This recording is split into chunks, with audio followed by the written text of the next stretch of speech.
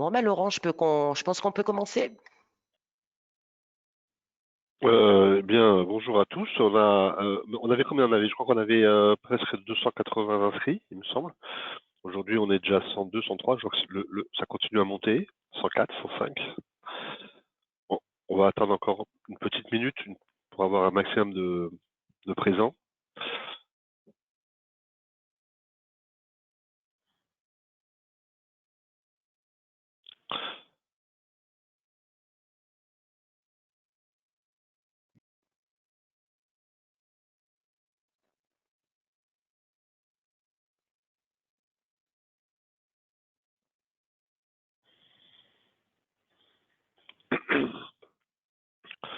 Voilà, 117, ça continue encore à monter. 118, c'est formidable. 119, ça n'arrête pas.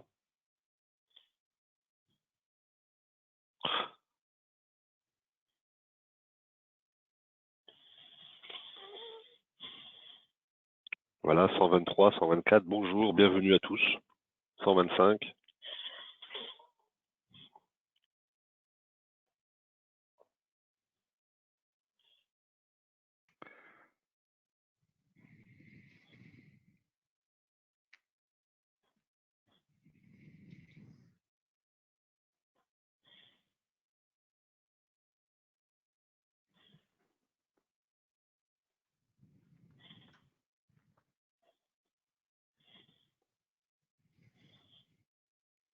130, 131, ça n'arrête plus. Alors, quelle heure il est? 17h03. Allez, une dernière minute et on attaque. Peut-être tu peux en profiter pour expliquer que les gens peuvent poser des questions sur le chat. Excellent, mon cher Philippe. Merci de cette brillante intervention. Donc, vous avez un chat qui vous permet de poser vos questions. Ah, voilà, les gens ont compris parce qu'il y a quelqu'un qui n'entend pas. Est-ce que ça marche mieux? Alors on va parler, peut-être que ça marchera mieux. Alors pour information, ça m'arrivait aussi, donc peut-être que vous pouvez quitter et revenir juste après. Moi, la première fois, ça n'a pas marché non plus quand on s'est connecté, donc ça peut être ça. Sinon, c'est peut-être votre haut-parleur qui est déconnecté. Allez, 132, ça bouge plus. On va démarrer. Donc, bienvenue à tous sur ce webinaire des rendez-vous 50. On avait l'habitude de faire des rendez-vous 50 en présentiel, ce qui nous permettait d'abord de vous recevoir au 50 comme le nom l'indique, et de boire un verre à la sortie. Mais évidemment, ça vous aura pas échappé, le confinement, le Covid, voilà, tout ça nous interdit désormais de tenir ces réunions en présentiel. Ça fait maintenant 2 ans qu'on fait ça, à raison d'une par mois. Donc on les a transformés en webinaires et on a augmenté l'audience. Donc on en est ravis. J'espère que on continuera à le faire de cette manière, y compris lorsqu'on aura la possibilité d'être en présentiel, de manière à ce que vous puissiez à la fois être présent, mais également être chez vous pour nous suivre. Alors, on va faire un point sur Cap Performance. Cap Performance, vous savez, c'est un outil qui avait été lancé il y a quelques années par l'Ordre de Paris et la Compagnie régionale des commissaires aux comptes de Paris. À l'époque, c'était Serge Anouchian, mon ami, qui était le président de la CRCC, et Françoise Berton, qui était la présidente de l'Ordre. Le premier outil qui avait été créé était le manuel cabinet. Un vrai succès, puisque il y avait eu un nombre impressionnant de téléchargements. Je ne sais plus, Philippe, si tu avais les chiffres en tête en nombre de téléchargements de manuel cabinet. Depuis l'origine, on est à plus de 8000, dont pas loin de 1000 à l'étranger. Ouais, donc voilà, donc ça a très bien marché. On a remis le site en activité, puisqu'il était un petit peu tombé aux oubliettes. On l'a rénové, on a remis à jour tous les supports et on l'a très largement enrichi. D'ailleurs, vous êtes nombreux à l'utiliser, puisque il y a eu 27 000 personnes qui se sont connectées sur la page d'accueil capsurlaperformance.fr depuis le 1er janvier, donc sur les 10 premiers mois. 60 000 pages vues sur l'outil Mon Manuel Cabinet, donc la nouvelle génération qui a été créée. Et puis, en pleine période de Covid, au mois de mars-avril, lorsqu'on commençait à s'orienter vers la sortie du confinement, tout le monde était inquiet sur la manière dont on pouvait gérer ça dans les cabinets. Et vous savez qu'il existe un document qui est le document unique d'évaluation des risques professionnels, le DUR ou DURP. Et donc on a en vitesse mis en place un plan de reprise, un plan de retour avec l'outil DUR qui a fait 25 000 pages vues. Au total, c'est 27 000 personnes qui sont connectées sur la page d'accueil capturelaperformance.fr depuis le 1er janvier 2020. Donc, on peut dire que c'est un grand succès. Alors là, on va vous expliquer comment fonctionne la performance, comment fonctionnent les outils de l'ordre pour améliorer la performance de votre cabinet, avec Philippe Barré, Philippe qui est expert comptable, mais aussi créateur du think tank Les Moulins, et qui consacre une grosse partie de son temps à l'accompagnement des cabinets pour améliorer leur performance. Donc merci Philippe d'avoir pris le temps d'être avec nous pour ce webinaire. Alors, Pascal, si tu peux passer au plan de la présentation. On n'a pas de, voilà, la ZAPET, c'est Pascal. Voilà. Alors, on prend partie. Pourquoi initier une démarche performance aujourd'hui? Deuxième partie, comment le mettre en place au sein du cabinet? Et enfin, quels sont les outils mis à votre disposition par l'ordre pour vous accompagner?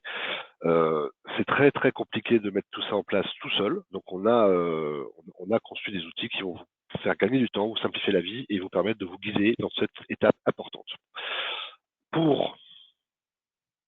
Pourquoi la démarche performance aujourd'hui? Ça vous a pas échappé, on en parle beaucoup, la révolution numérique.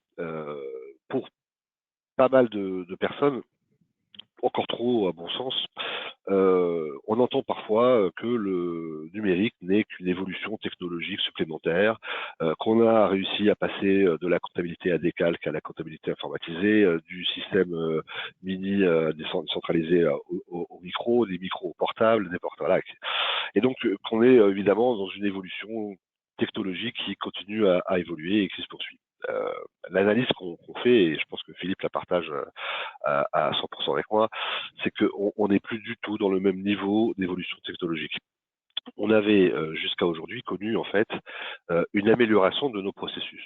C'est-à-dire que lorsque j'ai commencé à travailler il y a malheureusement plus d'une vingtaine d'années, voire même plus encore, on mettait 3 heures pour sortir une liasse fiscale. Je ne sais pas si vous vous rappelez, avec ces machines à picot où il fallait mettre les liasses imprimées en 4 exemplaires qu'on déliassait après pour les envoyer aux clients à l'administration. Bon voilà, aujourd'hui on fait ça en 30 secondes puisqu'on appuie sur un bouton pour envoyer la liasse en fichier informatique. Donc on a eu des gains de productivité importants, mais évidemment ça s'est traduit par une augmentation du nombre de clients par collaborateur. Mais on a toujours continué à faire en fait le même métier qu'on faisait avant. On continuait à faire de la comptabilité, à faire des rapprochements bancaires, on continue en remettant on gagne du temps parce qu'on apporte les écritures, on fait des déclarations de TVA, on fait des liasses fiscales. Avec le numérique, tout va changer. La comptabilité elle va pouvoir se tenir en ligne par des robots, les robots comptables, par des néobanques, par tout un tas de nouveaux acteurs. Et la dernière nouveauté qui est sortie dans la loi de finances, donc aujourd'hui on n'est plus en train de faire des extrapolations sur des évolutions technologiques. L'administration a introduit en 2019 dans sa loi de finances le principe de la facturation électronique. Alors la facturation électronique, ça va encore numériser encore plus les échanges entre nos clients. Ça va être un vrai gain de temps, on va arrêter d'avoir des factures à saisir. Mais ce qu'il faut bien avoir en tête, c'est que ce dossier de facturation électronique n'est pas géré par le ministre de l'économie, du numérique ou je ne sais pas qui, mais bien par Bercy. Parce que la facture électronique, c'est avant tout pour l'administration fiscale un outil de lutte contre la fraude à la TVA.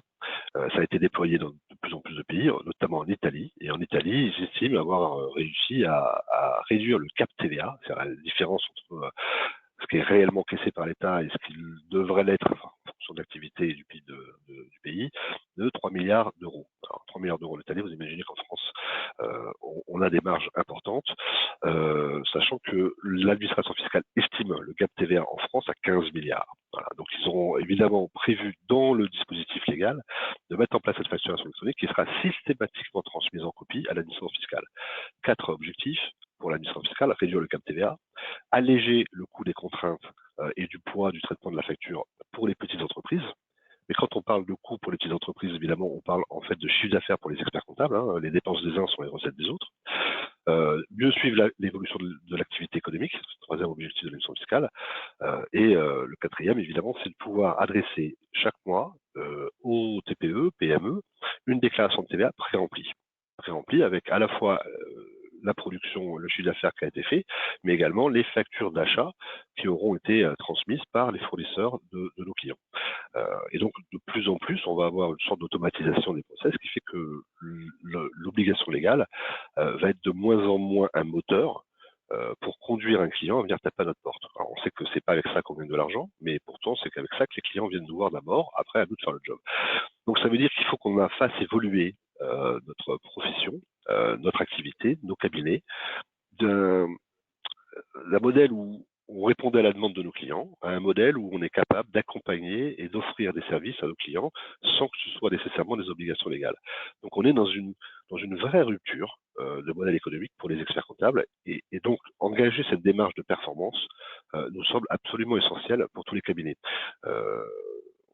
On a aujourd'hui un constat, c'est qu'il y a des écarts de performance de plus en plus importants entre les cabinets, entre ceux qui ont fait l'effort de faire cette démarche de remise en question, de formation de leurs collaborateurs, de repenser leur modèle économique, et ceux qui continuent encore sur des méthodes qui sont peut-être un peu aujourd'hui complètement dépassées. Donc on a des attentes de nos clients qui évoluent et on est face à un vrai bouleversement dans nos cabinets qu'il va falloir traiter. On pense que c'est au niveau de l'Ordre de Paris un enjeu déterminant pour tous et on souhaite que ça soit pris en main par la plupart, si ce n'est la totalité des cabinets d'expertise comptable. Donc aujourd'hui, pour nous, la performance, c'est un enjeu majeur. La difficulté, c'est de faire en sorte qu'un maximum de cabinets puissent rentrer dans cette démarche. Donc voilà pourquoi on a mis en place cette performance. On va beaucoup parler aussi dans ce webinaire du contrôle qualité, parce que le contrôle qualité, on l'a vécu comme étant un contrôle des normes et de la réglementation. Aujourd'hui, à Paris, ce n'est plus qu'un contrôle des normes et de la réglementation. Évidemment, on fait ce volet-là parce que ça fait partie des objectifs du contrôle qualité, mais on n'a pas oublié les autres objectifs qui avaient été identifiés lorsque le contrôle qualité a été mis en place en 1983, qui sont l'amélioration de la performance des structures d'exercice, le partage d'expérience,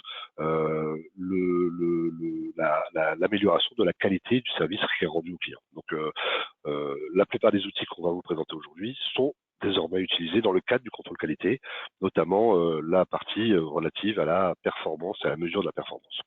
Alors, on va démarrer tout de suite avec Philippe. Comment on met en place une démarche performance dans un cabinet d'expertise comptable? Merci Laurent, bonjour à tous. Pour reprendre sur ce que disait Laurent à l'instant, je vais peut-être déjà commencer par définir ce qu'on appelle, alors communément, il n'y a pas de définition officielle, une démarche performance. Souvent, les experts comptables qui sont des gens du chiffre confondent performance avec rentabilité. Alors évidemment, la rentabilité fait partie de la performance, ça va de soi, mais ça n'est pas du tout la seule dimension de la performance. Ce que je veux dire par là, c'est ce qu'on entend par performance, et en tout cas c'est le sens de Cap Performance quand il a été créé en 2013, c'était de dire comment est-ce qu'on peut pérenniser le cabinet, améliorer son efficacité bien sûr, sur les missions traditionnelles bien sûr, mais aussi déployer de nouveaux métiers, investir de nouvelles missions, proposer de nouvelles choses aux clients, conserver les collaborateurs, fidéliser les clients et les collaborateurs. Donc il y a une démarche vraiment multidimensionnelle qui touche évidemment à l'aspect production, mais pas que. Il y a la dimension stratégique, il y a la dimension offre, positionnement, nouvelles missions, RH, etc.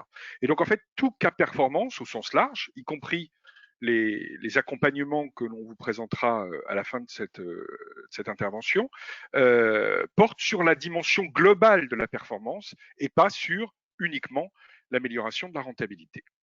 Ça, c'est le premier point.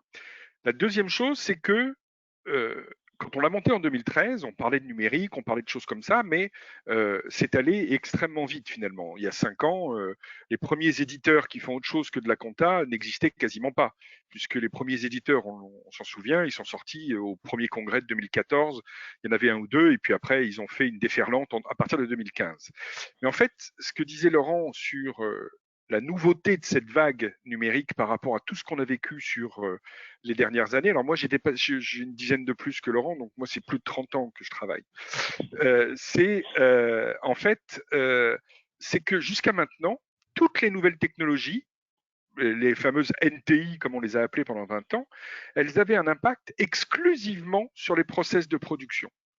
Comme le disait Laurent, on allait plus vite, on faisait plus informatisé, etc., etc. Là, le problème, c'est que ces nouvelles technologies mettent en cause notre modèle économique, c'est-à-dire l'utilité même de notre mission historique. Et donc, parmi la démarche de performance, il faut repenser, il faut inventer notre nouveau métier.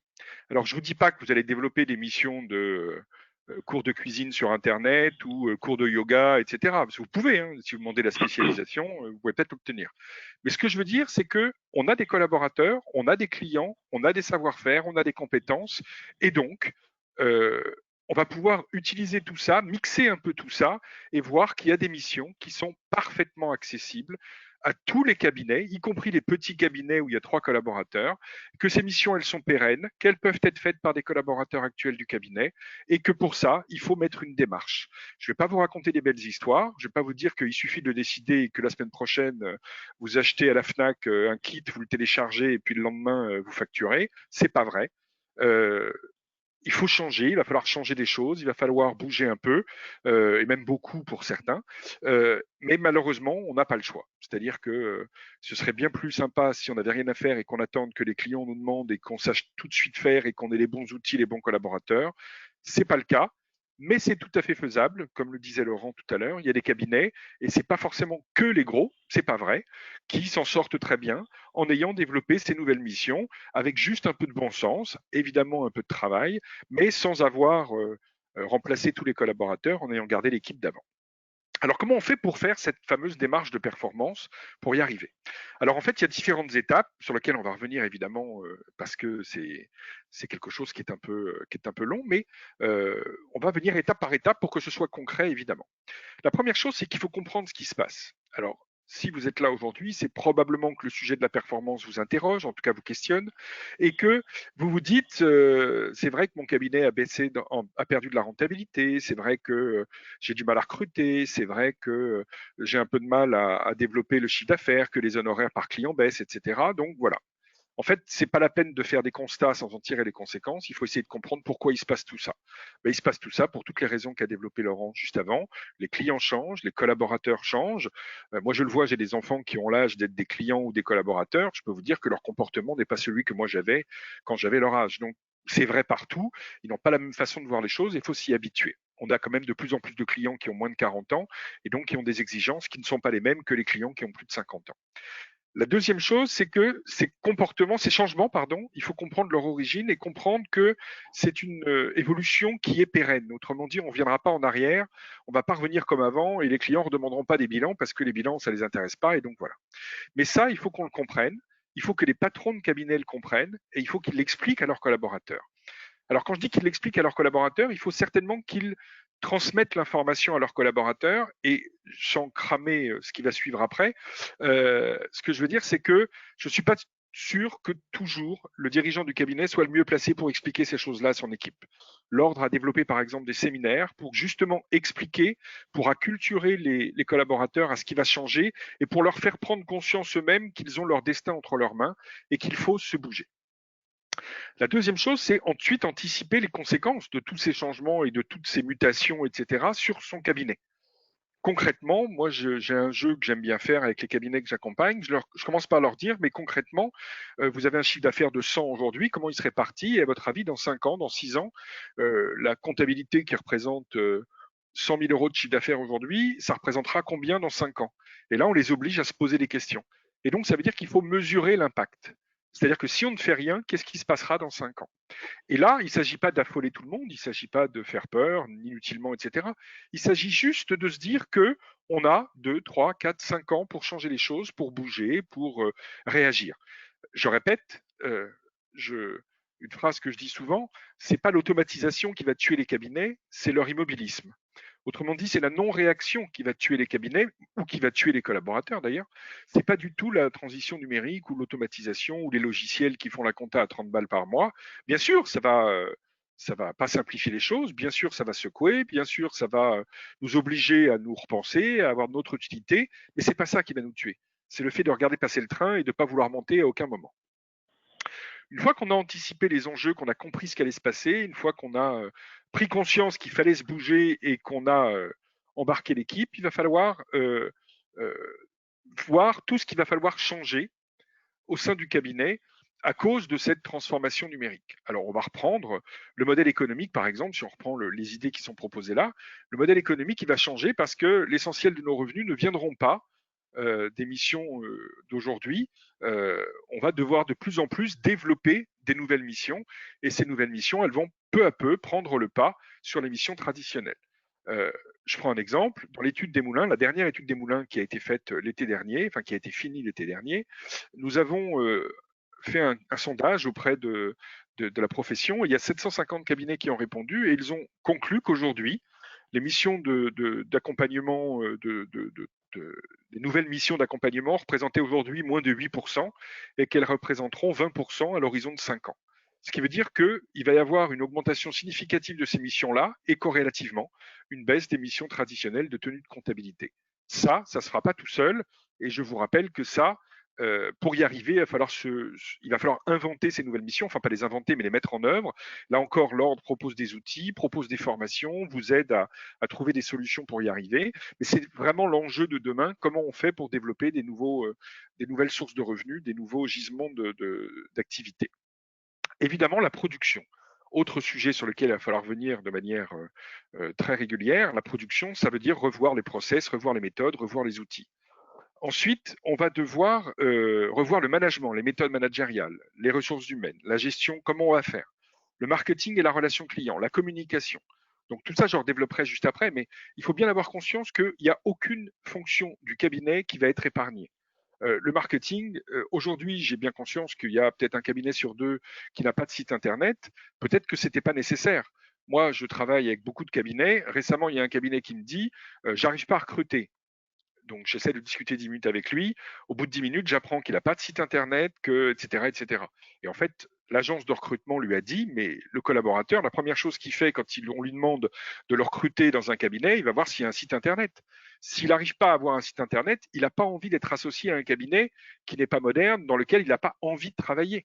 Parce que pour lui, ne pas avoir un site internet, c'est pas un gage de modernité, de satisfaction, de performance, etc. Donc ça veut dire que tout simplement, le monde change et qu'il va falloir s'adapter sur absolument toutes les dimensions de la gestion du cabinet. Ensuite, évidemment, il va falloir mettre en place une gestion de projet, c'est-à-dire qu'une fois qu'on aura identifié tout ce qu'il y a à faire, il va falloir le faire. Autrement dit, il va falloir mettre en œuvre les choses parce que j'aime bien dire qu'il n'y a pas de grands projets, il n'y a pas de grands cabinets, il y a les projets qui avancent et les projets qui avancent pas, les cabinets qui avancent et les cabinets qui avancent pas. Le problème, c'est pas une question de taille, on le dit depuis très longtemps, mais je veux croire qu'il y a quand même un fond de vérité dans tout ça.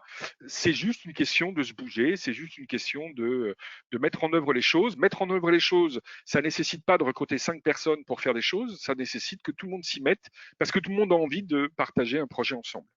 Ensuite, évidemment, il faut conduire le changement, embarquer les collaborateurs, les accompagner, les suivre, etc. Alors, si on rentre un peu dans le sujet, mais je l'ai déjà dit pas mal, en fait, l'idée, c'est qu'il faut vraiment réfléchir à qu'est-ce qu'on veut faire demain.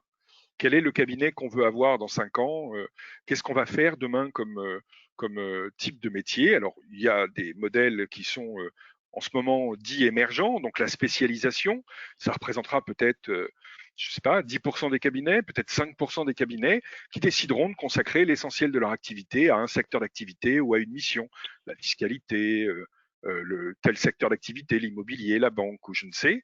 Le low cost, avec toutes les conséquences que ça a. Le low cost, c'est une activité qui est très particulière. Il faut faire très attention. Beaucoup de gens imaginent que en comment dirais-je, en payant les collaborateurs au lance-pierre et en mettant des gens, en mettant 80% d'apprentis dans un cabinet, on va réussir à réduire les coûts et donc réduire les prix. C'est pas du tout ça le low cost. Le low cost, c'est une activité qui est tout à fait organisée avec des prestations de haut niveau, mais extrêmement resserrées, extrêmement bien définies.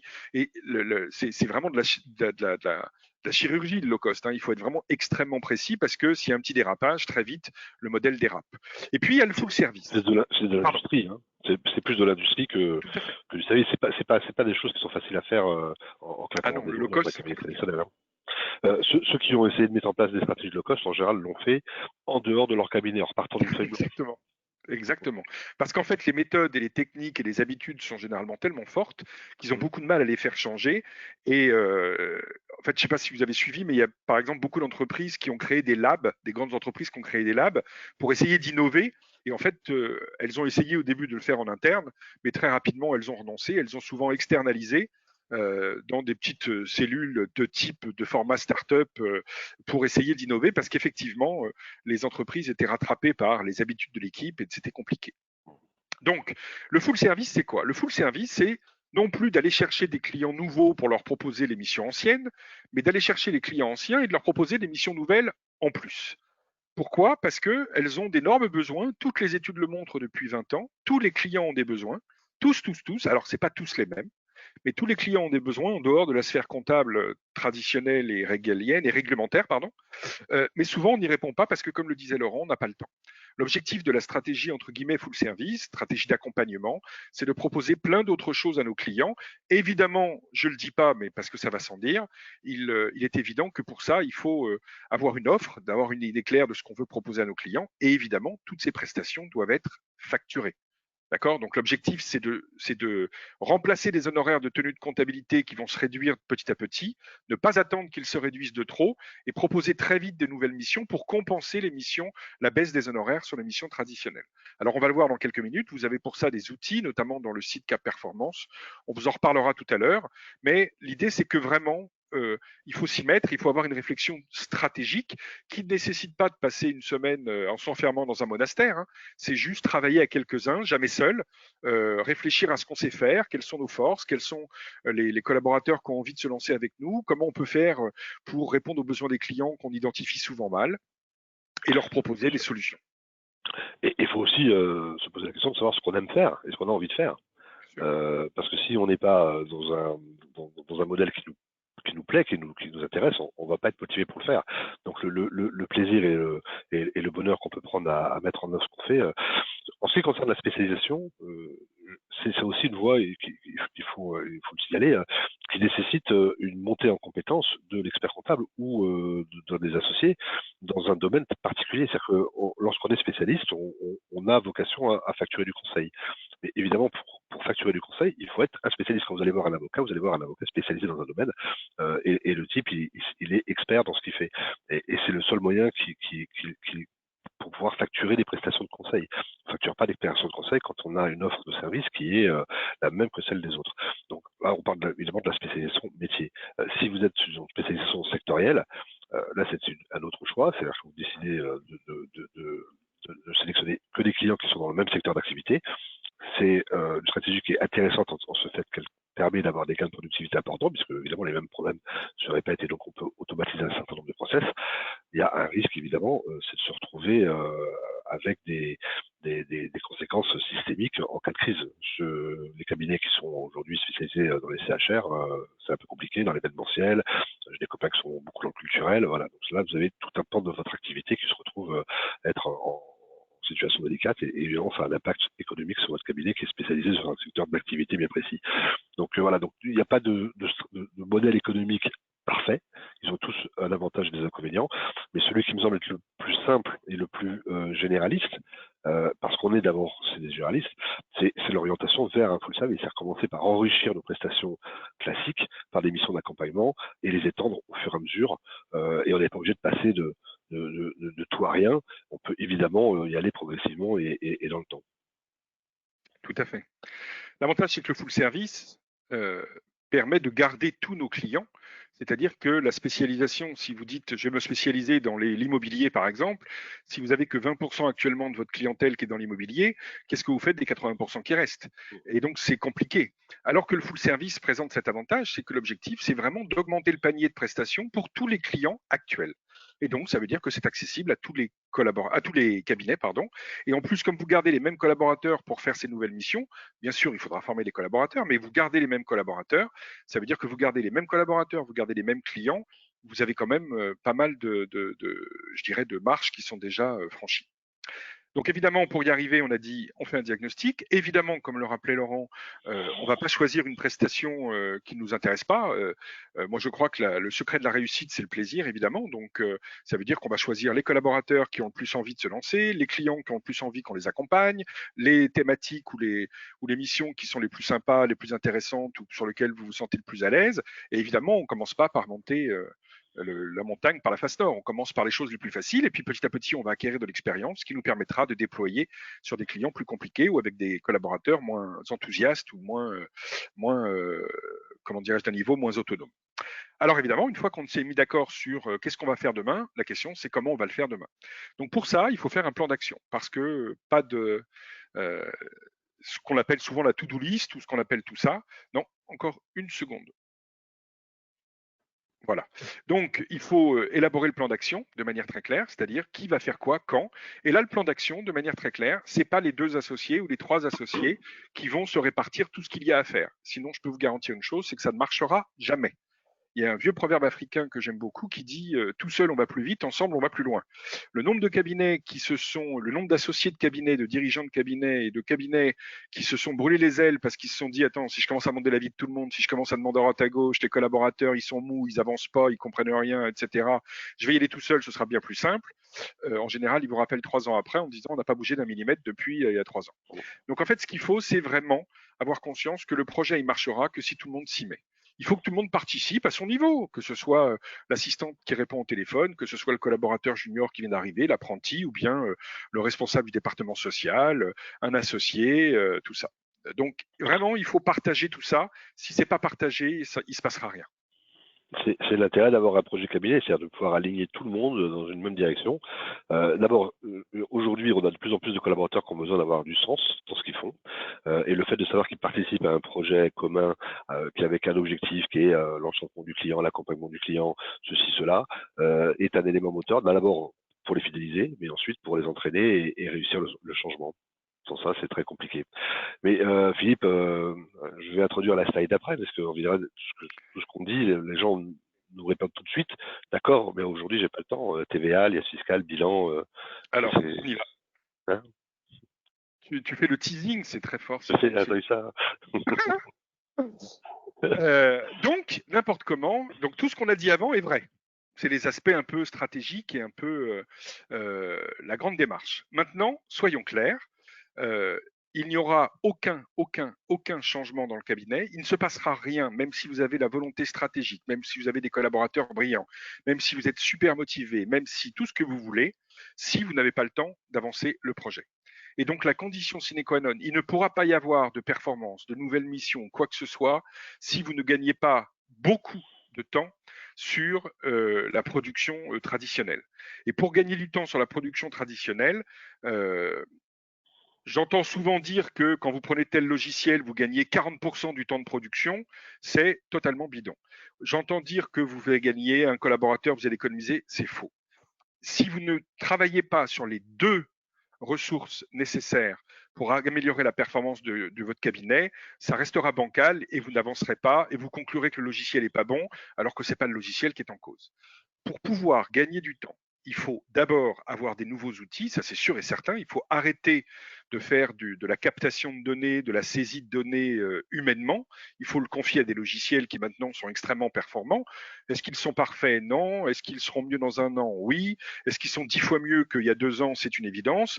Donc il faut avancer, choisir les produits, les outils qui vous paraissent les plus performants par rapport à votre besoin. Mais ça ne suffira pas. C'est-à-dire que même si vous avez un bon outil, après, il faut revoir tous vos process de production. C'est-à-dire qu'il faut arrêter de relancer le client pour des pièces comptables qui manquent à 32 euros. Il faut arrêter de demander la facture d'Orange alors qu'elle a été prélevée sur la carte bleue ou sur le compte bancaire et que Orange, a priori, est de la TVA et donc ce n'est pas la peine de relancer 5 fois le client pour qu'il nous envoie la pièce. Il faut arrêter de faire des charges constatées d'avance qui sont de moins de 100, 200 ou 300 euros ou 500 euros, je ne sais pas combien selon la taille du client, etc., etc. Autrement dit, il faut renoncer à la surqualité. Il faut arrêter de se faire plaisir en faisant des beaux bilans et il faut faire des bilans qui sont utiles à nos clients, c'est-à-dire rendre le bilan aux clients dans les 2 mois maxi ou 3 mois si on n'a pas le choix pour pouvoir commencer l'année suivante. Moi, je veux donner là-dessus. Attends, je t'arrête là, Philippe, parce que les normes nous permettent de faire ça. Est-ce qu'on n'est pas obligé de contrôler toutes les factures? Est-ce qu'on peut parce qu'il y a un seuil de signification en expertise comptable? Alors, bien sûr, la norme de présentation dit bien que les travaux de l'expert comptable doivent être orientés en ayant un regard sur ce qui est significatif et en laissant une place au jugement professionnel. Ce que je veux dire par là, c'est que si on a un client qui fait 100 000 euros de chiffre d'affaires, quel est l'impact d'une charge constatée d'avance de 500 euros? Surtout qu'en plus, l'impact, il est que la première année, parce que la deuxième année, par définition, comme vous annulez d'une année sur l'autre ce que vous avez fait au 1er janvier, ça n'a aucun sens.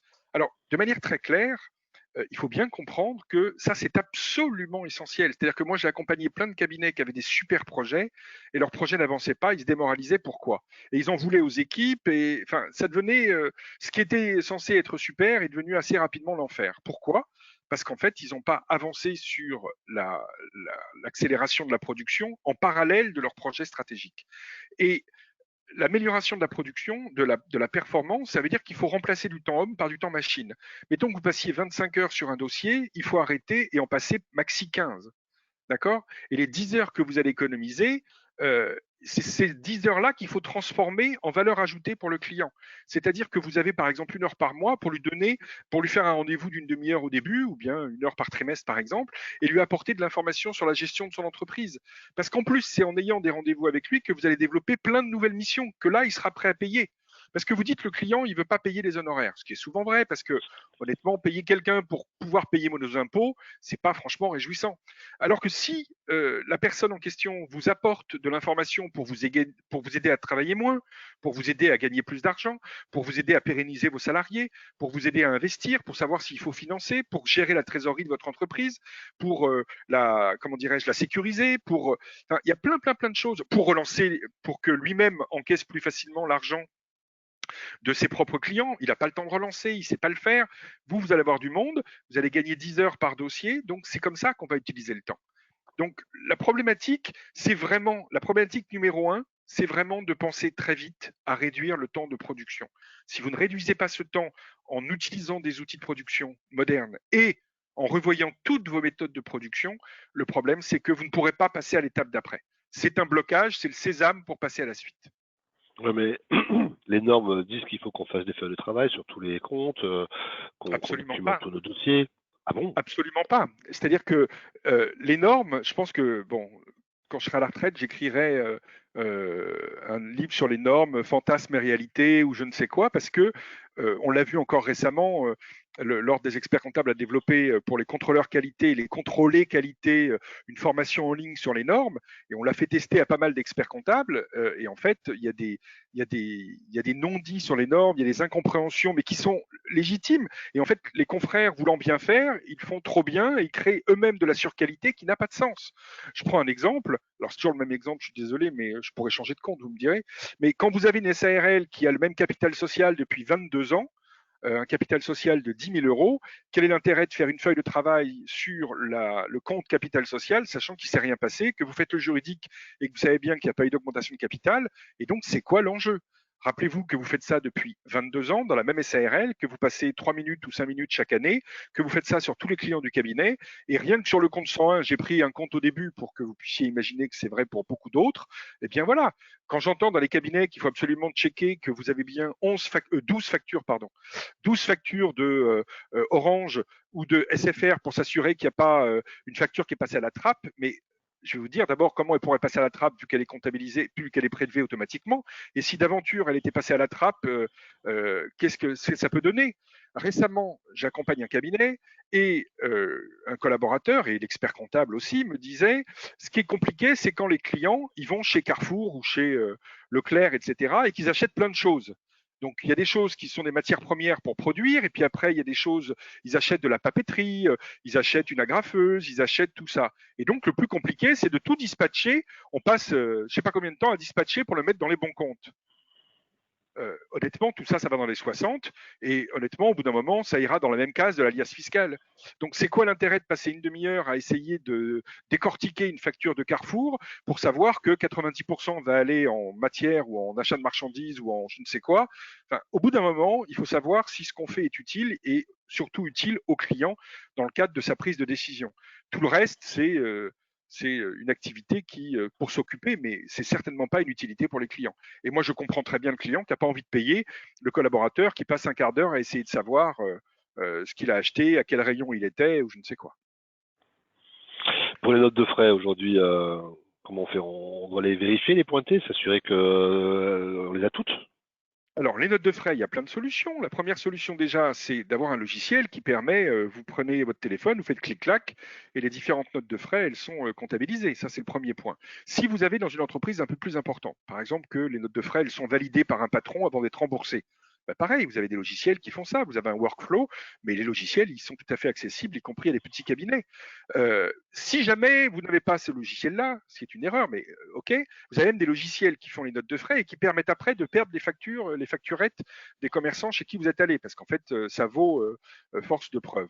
Mais si vous n'avez pas ce logiciel-là, bah, dans ce cas-là, vous demandez à votre client qu'il vous fasse un tableau, mais je veux dire, avec le total des dépenses, et puis vous saisissez le total par nature de dépenses. C'est pas à vous d'aller checker que vous avez le ticket de parking de 3,22 € dans l'enveloppe. C'est au client de gérer ce genre de choses. Et puis, après, il faut bien se rendre compte que là encore, le temps que vous passez à faire des notes de frais, à faire ce genre de questions, c'est autant de temps que vous passez pas à faire des choses qui, elles, seraient très utiles pour les clients. Et dans les normes, il n'est pas indiqué qu'on va tout pointer. Dans la lettre de mission, par exemple, très souvent, il est indiqué que le client doit classer les pièces. Dans 80% des cabinets, les pièces, elles sont pas classées. Donc, comment on fait dans ces cas-là? On le fait et on fait le travail sans être payé, alors que le client, il est indiqué. Donc, dans ces cas-là, vous proposez à votre client soit un logiciel sur son téléphone qui va numériser automatiquement et comptabiliser automatiquement, soit vous lui dites que s'il ne classe pas ses pièces, eh ben, ça va être facturé. Parce qu'il n'y a pas de raison de ne pas le facturer. Donc, si on arrive à gagner du temps, les collaborateurs seront plus productifs, on leur donne plus de clients alors. Ben, on peut. C'est-à-dire qu'effectivement, c'est un moyen. Moi, je pense qu'en revoyant, en mettant en place des logiciels de production, d'automatisation, et en revoyant les procédures, d'expérience, on peut gagner à peu près 30% des temps de production. Évidemment, ça n'a pas d'impact sur le rendez-vous client ou des choses comme ça. Ça, c'est inchangé. Mais ce que je veux dire, c'est que dans le temps de production, vous pouvez gagner 30%. Ces 30%-là, il y a différentes manières de les utiliser. La première des méthodes, ce qui est le cas dans beaucoup de cabinets, c'est de cramer le temps. C'est-à-dire, vous ne donnez rien à faire au collaborateur pendant le temps qu'il va économiser. Eh bien, je vais vous dire une chose, dans 95% des cas, il n'économisera pas de temps. Parce que rares sont les collaborateurs qui disent j'ai plus rien à faire. Si je dis à force trop souvent que j'ai rien à faire, on va me dire bah, justement tu n'as plus rien à faire ici. Donc c'est un principe ça qui veut qu'une tâche se fera dans la durée impartie. Exactement, loi de Parkinson, quelle culture, Voilà, président. c'est ça.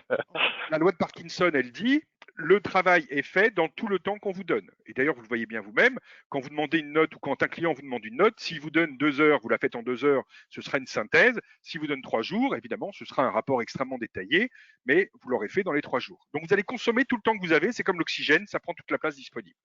Ça, c'est la pire des situations. Autrement dit, quand on commence à automatiser, il faut tout de suite, en même temps, réfléchir à qu'est-ce qu'on donne aux collaborateurs à faire. Ben, ça tombe bien parce que dans la slide d'avant, on a fait un plan d'action et on a filé du boulot à chaque collaborateur pour le projet. On va lui dire, par exemple, on se voit dans 15 jours et dans 15 jours, il faudrait que toi, tu aies réfléchi à tel type de mission. Eh bien, ça va lui prendre 5 heures, ça tombe bien, c'est le temps qu'il va économiser cette semaine sur les dossiers qu'il avait. En fait, ça, c'est la meilleure des solutions, donner une occupation pour les temps. Après, quelle occupation? La pire des occupations, c'est d'accepter des nouveaux clients en production comme ça et en chargeant à mort les collaborateurs. Pourquoi? Parce qu'on entretient le système. Alors bien sûr, c'est confortable parce que le collaborateur, il va faire ce qu'il sait faire. Le client, le cabinet, il va encaisser des honoraires sur des missions traditionnelles qui sont connues, etc. Mais l'inconvénient majeur, c'est quoi? C'est qu'on ne se prépare pas pour la suite.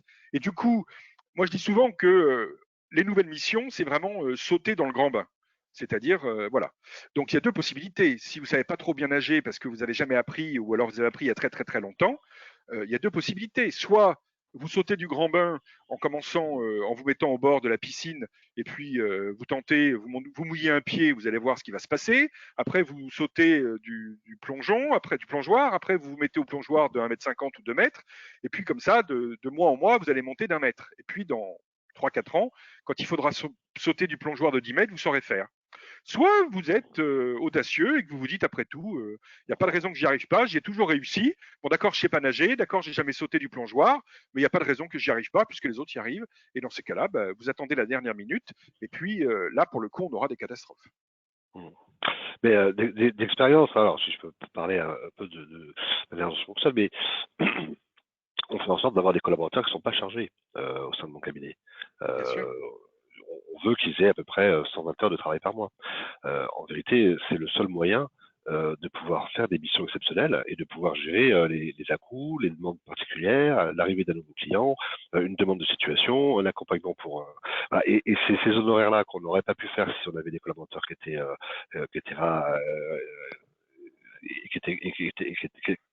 avaient un agenda qui était complètement booké du 1er janvier au 31 décembre.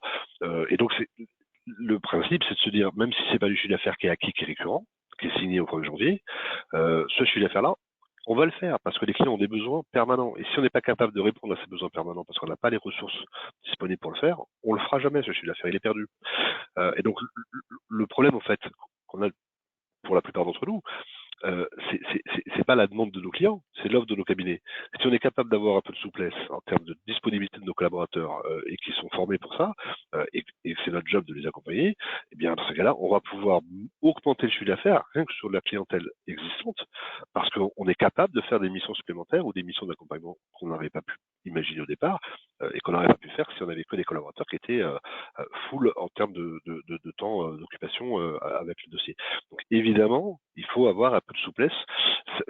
On a vu lorsqu'il y a eu la crise du Covid, les cabinets qui se sont retrouvés, pour beaucoup d'entre eux, complètement satellisés, parce que se retrouver au mois de mars-avril avec les demandes de PGE, les demandes de fonds de solidarité, sans avoir de marge de souplesse, avec des collaborateurs qui étaient complètement chargés, a repoussé en fait la production des comptes jusqu'à fin juin, fin juillet. J'avais même des consoeurs et des confrères qui me parlaient au mois de septembre. De production de comptes au 31 décembre 2019. Donc ça veut dire que là, on est dans une situation qui est excessivement compliquée parce qu'on a déjà accumulé un gros retard. On a évidemment pas traité la comptabilité de l'année et on va repartir pour 2020 avec déjà un retard qu'on va avoir du mal à gérer. Enfin, la situation, elle est catastrophique. À l'inverse, il y a des cabinets qui ont en un claquement de doigts pu passer en mode télétravail parce qu'ils avaient déjà externalisé leurs ressources informatiques, ils ont pu travailler aussi bien de la maison que du bureau. La plupart des clients étaient sur des transmissions d'informations qui étaient déjà dématérialisées avec des outils, on peut les citer, c'est Bank, c'est Time, ce genre de choses. Et il n'y a eu quasiment pas de retard dans la production, voire même des productions qui se sont retrouvées plus rapides, compte tenu en fait du contexte qui fait que les clients avaient du temps pour répondre aux questions, du temps pour travailler, pour envoyer leur pièce comptable. S'ils avaient rien d'autre à faire, ils étaient fermés. Donc on a vécu en fait. Enfin moi j'ai eu des remontées de terrain de confrères qui ont vécu des choses complètement différentes selon l'organisation qu'ils avaient mis en place. Et on a vu en fait avec la crise de Covid une sorte d'accélération de cette fracture dont je parlais au tout début, qui fait que aujourd'hui, le gros problème, c'est qu'on a des cabinets qui sont très performants parce qu'ils ont fait ces efforts et ce travail de longue haleine, qui est compliqué, hein, je dis pas que c'est simple, c'est très compliqué, c'est très long, c'est beaucoup de travail. Et de l'autre, ceux qui sont restés sur des systèmes qui sont un peu aujourd'hui dépassés et qui posent des problèmes, mais des problèmes qui peuvent devenir des problèmes psychologiques lourds pour les confrères qui sont là dans cette situation, en panique. Enfin avec Philippe, on a parfois des confrères qui nous appellent qui sont vraiment pas bien, quoi, et ils compensent par un surcroît de travail personnel. En bossant le samedi et le dimanche, ils savent plus ce que c'est que les soirées, ils savent plus ce que c'est que les jours fériés, ils savent plus ce que c'est que les ponts du mois de mai. Enfin, on est dans des situations qui deviennent parfois catastrophiques. Donc il y a un vrai besoin de se poser et de se demander comment on continue comme ça. Est-ce que c'est le métier qui veut ça? La réponse est non. Est-ce que c'est l'organisation qu'on a mis en place ou qu'on a justement pas mis en place? C'est plutôt ça la piste, parce que tout le monde ne vit pas ça. Oui, clairement, de manière régulière, je dis, alors je sais bien que ça pique pour les gens qui sont concernés, mais je vous assure que c'est vrai. Les gens qui sont dans cette situation de production extrêmement tardive, etc., c'est quand même quelque part qu'elles le veulent bien. C'est-à-dire qu'il y a maintenant des moyens vraiment faciles d'arrêter ce genre de situation. Si on ne le fait pas, c'est que quelque part on a envie de rester comme ça, quoi. Donc ça, c'est dommage parce que effectivement, comme le disait Laurent, il y a des situations personnelles qui deviennent parfois très difficiles à vivre. Alors, une fois qu'on a automatisé la production, on a donc gagné 20, 25, 30% de productivité sur la production. Donc, qu'est-ce qu'on va faire? Voilà, très bien, merci. Donc, en fait, ce qu'on va faire, c'est qu'on va se lancer. Donc, se lancer, ça veut dire quoi? Ça veut dire comprendre le métier du conseil, de l'accompagnement. Je veux dire, tout ce qui n'est pas de la mission traditionnelle, c'est-à-dire comprendre que l'organisation n'est pas la même, faire le diagnostic du cabinet, identifier les missions, c'est ce qu'on a dit tout à l'heure, identifier les missions pour lesquelles il y a une vraie demande de la part des clients, voir ce qu'on est capable de faire nous, ce qu'on a envie de faire nous, ce que les collaborateurs savent faire, ce qu'ils ont envie de faire, etc. Donc tout ça, on a toute la démarche de mise en chantier de ces nouvelles missions. Là encore, on n'a pas des ambitions trop fortes. Il ne s'agit pas de lancer 40 missions simultanément. Il s'agit au contraire de juste en lancer une, deux, trois, voir si ça marche, garder celle qui marche et puis revoir celle qui marche pas, en développer d'autres, voir demander à des clients qui sont proches quels sont leurs besoins prioritaires, faire un petit déjeuner, un déjeuner avec eux, leur demander si ça les intéresserait, si on leur proposait telle ou telle activité. Et là encore, on commence par des choses simples. On se lance pas dans la cybersécurité, dans je sais pas quoi, la RSE, le courtage, etc. d'assurance. C'est pas nos métiers. Bien sûr, si on sait faire, moi je trouve ça génial, je suis admiratif des gens qui font ça, la gestion de patrimoine, tout ça, mais si on ne sait pas faire, il ne faut pas considérer qu'on est perdu, bien au contraire. Le gros du marché, il n'est pas là. L'essentiel du marché des nouvelles missions, c'est à 80% minimum des missions, des missions comptables augmentées en fait. C'est les missions actuelles que l'on va enrichir en donnant du sens aux chiffres, en accompagnant les clients, en les soulageant en amont ou en aval, en leur apportant des prestations dont ils ont besoin. En fait, on va externaliser des choses qu'aujourd'hui ils gèrent pas bien parce qu'ils aiment pas, ils savent pas, ils n'ont pas envie. On va les accompagner dans le pilotage de leur entreprise, on va leur donner des conseils sur comment gérer, comment voilà. Et tout ça, ce sont des besoins réels, comme le disait Laurent. Tous les clients en ont besoin, mais il faut être capable d'avoir du temps pour répondre à ces besoins. Si on n'est pas capable d'avoir du temps, eh ben, ils iront voir ailleurs ou alors ils s'en passeront. Mais la conséquence, c'est que nous, on n'aura pas l'émission en face. Donc tout ça pour dire que, pour reprendre une expression connue, chaque pot a son couvercle. Chaque cabinet a des missions qui ne seront pas exactement les mêmes que celles du voisin d'à côté, mais il y a vraiment beaucoup, beaucoup de demandes. Donc le point principal, c'est que le client en a besoin et que, comme il en a besoin, il est parfaitement prêt à payer. Très souvent, les cabinets qui ont mis ça en place au début, c'était pour éviter que les honoraires baissent, parce qu'ils avaient tout automatisé. Ils se sont dit, le jour où mon client s'apercevra que je passe plus 40 heures ou 50 heures sur son dossier, mais que c'est le petit outil qu'on lui a mis sur son téléphone qui fait 80% du boulot, il va me dire, t'es mignon, mais il faut revoir les honoraires. Donc, je dirais, ils ont été un peu obligés de le faire. Et puis, un an ou deux après, ils disent, mais c'est le meilleur choix que j'ai fait parce que j'ai réussi à développer le panier moyen de mes clients. Et maintenant, mes clients, c'est eux qui sont accros et c'est eux qui me demandent plus de choses.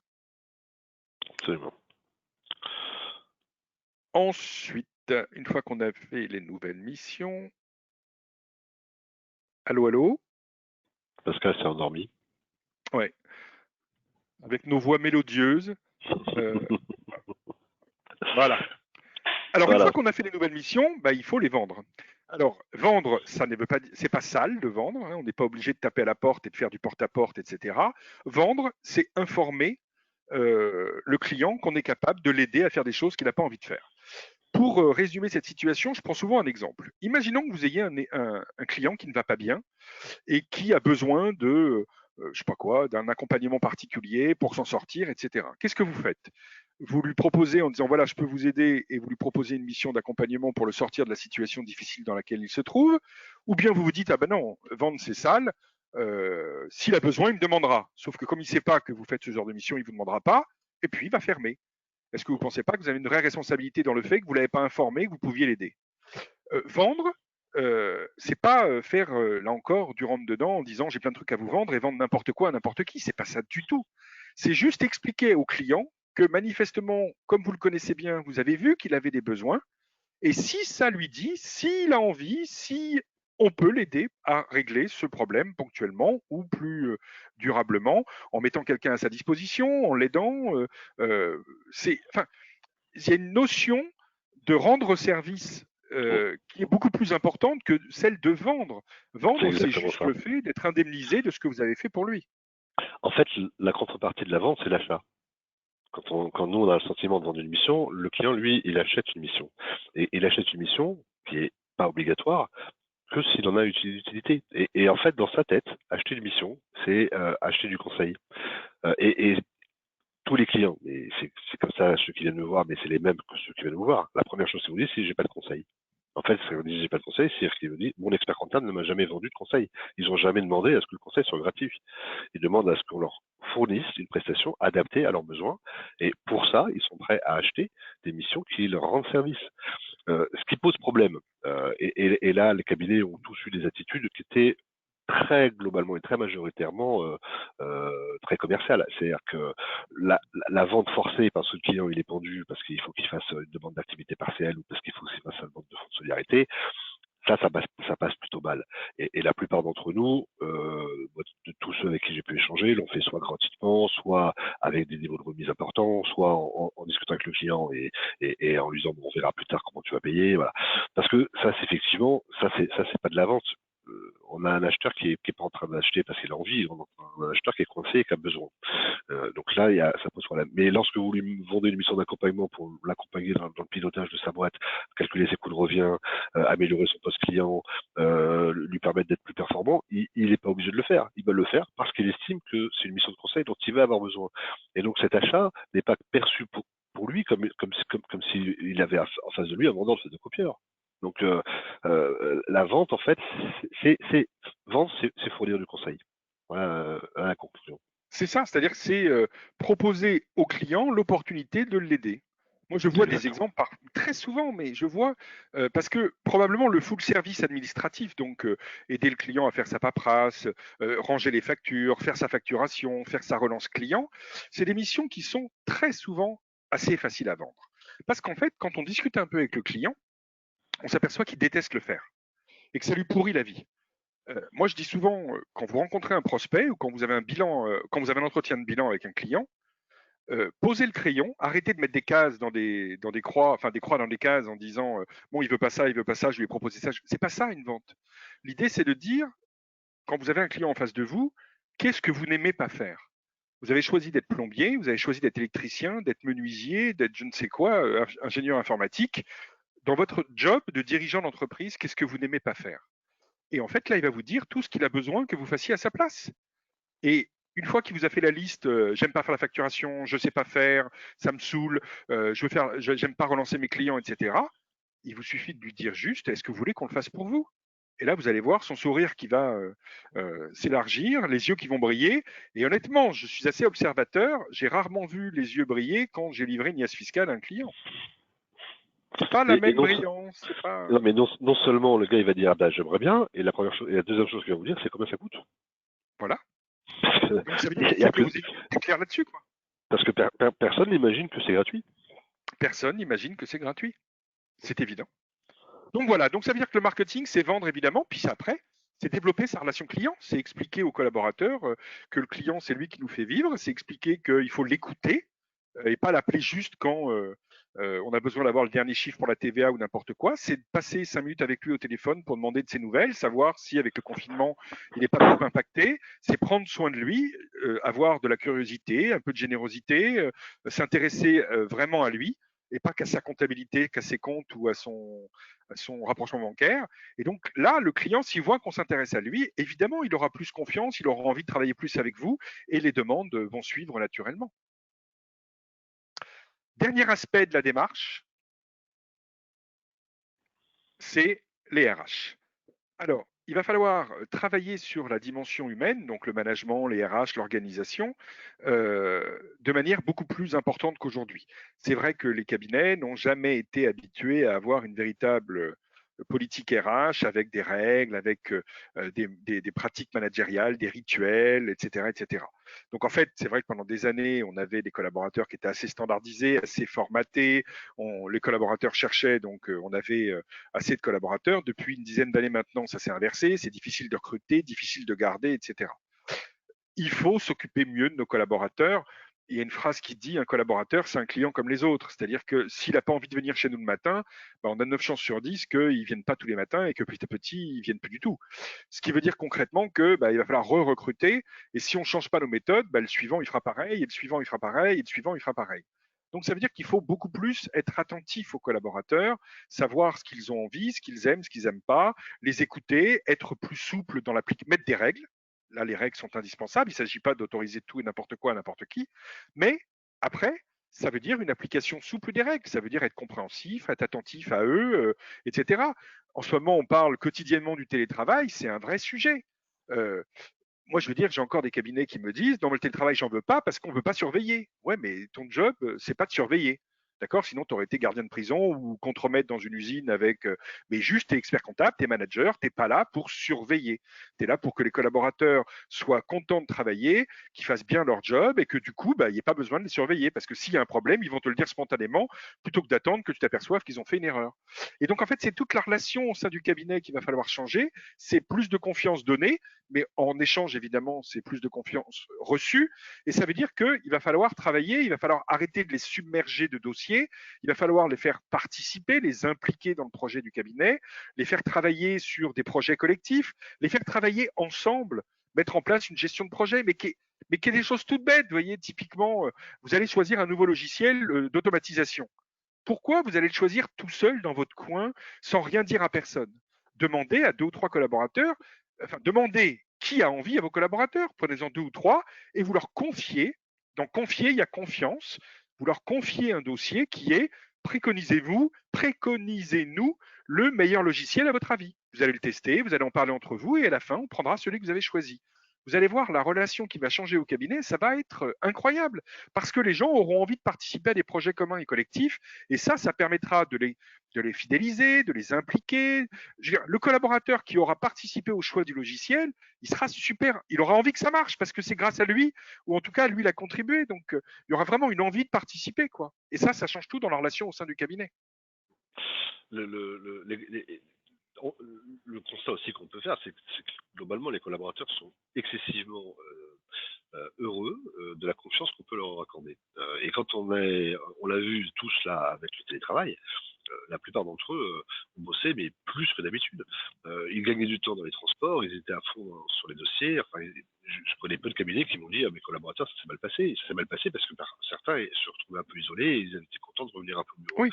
Mais la liberté de leur laisser travailler comme ils le veulent de chez eux ou du bureau, il n'y a pas de risque, enfin, il peut y en avoir, mais il n'y a pas de risque réel et large d'avoir des collaborateurs qui en profitent pour tirer au flanc. Il y a une théorie, lorsqu'on parle d'entreprises libérées, des 3%. Tu connais, c'est les 3%. 3%. En fait, tu as toujours 3% de la population qui pose problème, qui vont exagérer. 3% des clients, quand tu fais un open bar, qui vont boire plus que d'habitude. 3% qui vont abuser de la confiance que tu leur accordes. Voilà. Est-ce que tu dois punir les 97 autres et leur interdire de donner tout ce qu'ils ont à donner pour pouvoir contrôler juste que les 3% ils t'arnaquent pas. Voilà, c'est ça la vraie question qu'il faut se poser à un moment donné.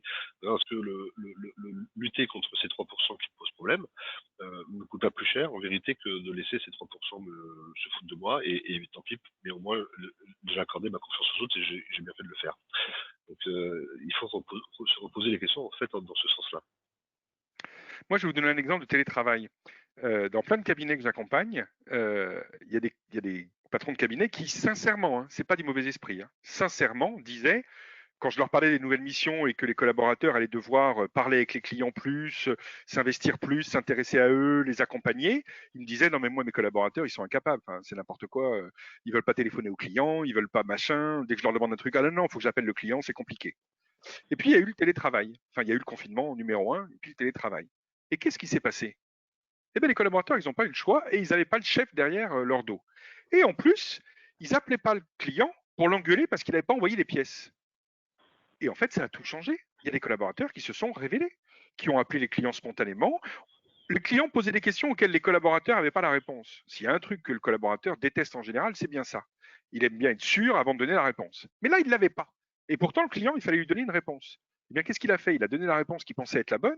Et si ce n'était pas la bonne, parce qu'on avait une FAQ 482 qui est sortie la semaine d'après, ou le lendemain même, eh bien, il rappelait le client en disant, en fait, hier, je vous ai dit ça, c'était vrai hier, mais ça ne l'est plus.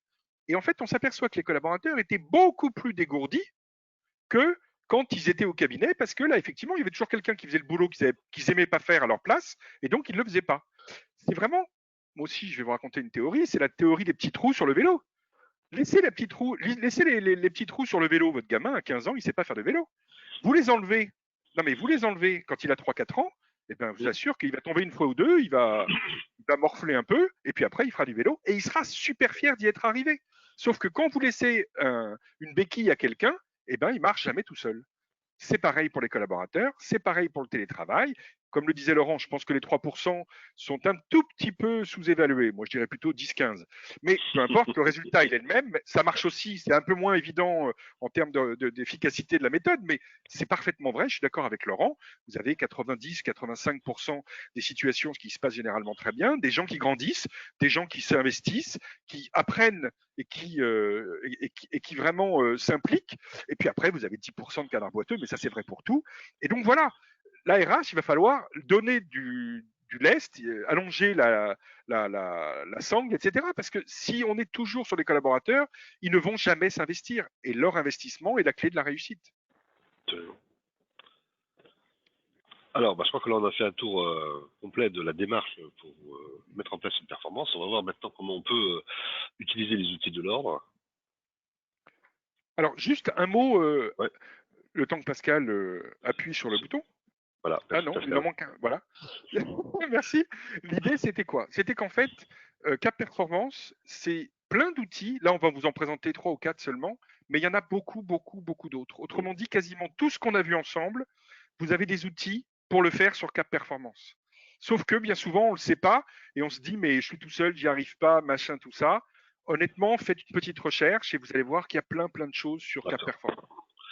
Alors là, il y a un lien direct, mondiagnosticperformance.fr, mais sinon, quand vous allez sur capsurlaperformance.fr, vous allez sur une page et vous avez accès à l'ensemble des outils. Et la seule chose qu'il faut, c'est un compte expert, parce que vous avez tous, puisque vous pouvez vous le créer sur le site. Pas forcément, c'est-à-dire qu'ils peuvent tout à fait aussi, enfin chacun peut créer un compte. Oui. Ceux qui ont créé un compte avant, par exemple, d'avoir un compte expert, vous pouvez évidemment vous continuer à vous connecter avec ce compte-là. Petite précision, même quand vous passez par compte expert, l'ordre n'a absolument aucune information sur les données que vous saisissez. Compte expert, en fait, c'est juste la clé qui ouvre la porte, mais après, évidemment, il n'y a absolument aucune traçabilité de quoi que ce soit. Exactement. Alors, mon diagnostic performance, c'est quoi l'idée? C'est de pouvoir faire un diagnostic, un auto-diagnostic, puisque vous allez répondre en fait à un certain nombre de questions. Et on va essayer de faire une sorte d'audit à 360 degrés. On va aborder les problématiques de la stratégie, quels sont les process, la communication, le marketing, la RH, le numérique, les nouvelles missions. Voilà. Tout ça, ça va se faire avec une série de questions qui va vous permettre de pouvoir vous positionner et vous interroger sur l'évolution et les étapes qu'il va falloir suivre. Alors, peut-être que je peux avancer, Pascal. Donc, ça va vous permettre de réaliser un diagnostic de votre performance, évidemment confidentiel, comme vous venez de le signaler, soit parce que vous avez créé votre propre login, soit parce que, en passant par la clé compte expert. Derrière, c'est pas tracé, c'est pas enregistré, c'est pas identifié. Il y aura évidemment à la sortie des préconisations d'action à mener. On va détecter en fait quelles sont les zones de progression sur lesquelles il y a des efforts à faire et on va vous donner des recommandations. Et donc on va également vous envoyer vers les outils et les formations qui sont disponibles en fonction de l'audit et le diagnostic qui aura été fait. Tu peux avancer, voilà. Un rapport diagnostic avec ses points forts et les points faibles du cabinet et un plan d'action personnalisé priorisé. C'est ce qu'on vient d'expliquer. Donc si tu peux montrer la page d'après. Voilà à peu près comment ça marche. Juste une précision. L'une des raisons pour lesquelles on vous demande l'identifiant et un mot de passe, c'est aussi parce que vous pouvez y retourner autant de fois que vous voulez. Absolument. Et par exemple, quand vous allez travailler, il va vous dire vos faiblesses, c'est ça, ça, ça, et il va vous faire un plan d'action priorisé. Donc en vous disant les priorités, ce qu'il faut changer en priorité, c'est ça. L'avantage, c'est que au bout d'un mois ou deux, quand vous avez géré ces priorités, vous y retournez, vous cochez la case en disant ça, je savais pas le faire ou je le faisais pas, maintenant je le fais. Et du coup, ça va remettre à jour directement votre diagnostic et ça va remettre à jour directement votre plan d'action. Ce qui veut dire qu'en fait, vous avez un suivi. C'est un peu comme Weight Watcher. Tous les 15 jours, tous les mois, vous avez un suivi et on vous donne les étapes suivantes dans le chemin du progrès, quoi. Alors, évidemment, l'objectif, c'est de dire la vérité, ça sert à rien de raconter des bêtises. C'est un diagnostic qui vous est propre, donc faites-le comme avec les réponses qui vous semblent être les bonnes réponses. 45 questions, on aborde 11 thématiques, la situation du cabinet, votre projet, l'organisation, les process, la performance et le pilotage, l'informatique, les relations clients, le RH, le marketing, la communication, le commercial et les nouvelles missions. Une fois qu'on a fait un tableau de tout ça, eh bien, on va vous sortir un diagnostic. Je peux me passer la page Pascal, qui va vous permettre de vous benchmarker avec les cabinets comparables pour les qui ont déjà fait également le même diagnostic. Et donc, vous allez pouvoir voir quelle est votre évolution, vos points forts et vos points faibles par rapport à l'environnement, les autres experts comptables. Dans ce rapport, on vous donne un score et on vous donne des pistes d'amélioration avec tous les liens qui vous permettent d'accéder aux outils qui vont vous accompagner pour pouvoir progresser dans votre performance. Tu veux rajouter un petit truc Non, c'est exactement ça. C'est-à-dire que après, vous faites évidemment ce que vous voulez, mais lui, il a identifié le rapport de diagnostic et la to-do list a identifié les points, les actions prioritaires à mener pour que vous ayez un peu une liste des priorités et que vous sachiez par quoi commencer et par quel bout commencer. Alors, si vous voulez être aidé pour réaliser cette diagnostic, c'est possible de demander à l'ordre un contrôle qualité. C'est-à-dire que si vous nous demandez un contrôle qualité, on va le faire. L'intérêt, c'est que dans le contrôle qualité, non seulement on va vérifier le respect des normes et de la réglementation, mais ensuite on va vous accompagner dans l'après-midi à partir de ce diagnostic qui aura été fait. On l'a conçu au départ pour ça. On l'a conçu pour pouvoir aider les cabinets qui sont contrôlés et les contrôleurs qualité à suivre l'entretien de l'après-midi sur ces problématiques de performance. Donc voilà, vous pouvez le faire tout seul de manière indépendante, mais vous pouvez le faire à travers un contrôle qualité. L'ambition qu'on s'est fixée lorsqu'on a mis en place la réforme de contrôle qualité, c'est que à un horizon de 2-3 ans, ce soit les experts comptables qui nous appellent pour avoir des contrôles qualité. Aujourd'hui, en général, quand les experts comptables ont un contrôle qualité, quand ça va m'appeler en me disant j'ai un contrôle qualité, comment je peux faire machin, etc. Bon voilà, l'objectif c'est Qu'est-ce que j'ai fait et à qui pour avoir un contrôle qualité? Exactement, ouais, c'est pas normal. Est-ce que j'ai piqué un client au président du conseil régional ou un truc de ce genre, quoi? On est encore en train de se poser la question de savoir si le contrôle qualité n'est pas une sorte de sanction et un emmerdement qu'on a au sein du cabinet. Demain, je souhaiterais que le contrôle qualité soit un service tellement précieux et qu'il soit tellement bénéfique pour les experts comptables qu'ils nous le demandent spontanément de venir chez eux pour pouvoir faire les contrôles qualité. Bon, voilà, c'était une petite boutade, mais je perds pas l'objectif de vue en vérité. Ceci étant, on avait une réunion avec les contrôleurs qualité de la région Île-de-France il y a une semaine, enfin une grosse semaine, et la nouvelle formule avec l'accompagnement performance, etc., a été testée par une vingtaine de contrôleurs pilotes, dont chacun en ont fait 2 ou 3. Et en fait, les retours que nous avons eus, on a fait une enquête auprès des cabinets contrôlés, et les évaluations sont dithyrambiques. Ils ont dit vraiment, ça m'a aidé. J'ai parlé avec un confrère sereinement. Il n'y a pas de conséquences sur le contrôle qualité, puisqu'en fait, il n'y a pas de rapport à la fin. Mais par contre, il y a un échange, une discussion, il y a des conseils. Le contrôleur vous donne des pistes pour vous aider, il vous donne des outils, il vous dit vous aurez telle ou telle solution à tel ou tel endroit dans tel outil de l'ordre. Et donc, vraiment, c'est un vrai accompagnement, quoi. Gratuit. Gratuit en plus. Gratuit. C'est pas cher, gratuit. Hein. Non, c'est pas cher. Non, mais alors, quand on dit que c'est gratuit, évidemment, il y a toujours quelqu'un qui paye. Hein. Le budget de l'ordre, c'est 700 000 euros chaque année qui est dépensé dans le contrôle qualité. La première question qu'on se dit, mais à quoi servent ces 700 000 euros? C'est-à-dire que si c'est pour aller vérifier qu'on a tous des lettres de mission et une pièce d'identité de nos clients dans nos dossiers, est-ce que c'est pas cher payé pour un contrôle aussi peu utile? Donc, ce qu'on veut faire, c'est que ces 700 000 euros soient investis intelligemment. On se dit que grâce au contrôle qualité, on va pouvoir aller au-devant de toute la profession sur une durée de 6, 7, 8 ans, la durée habituelle d'un contrôle qualité, enfin entre 2 contrôles qualité, et accompagner, prendre par la main tous les experts comptables qu'on a besoin. Évidemment, si à la suite de ça, vous vous dites, bon, de toute façon, moi, ça m'intéresse pas ton truc, vous faites rien.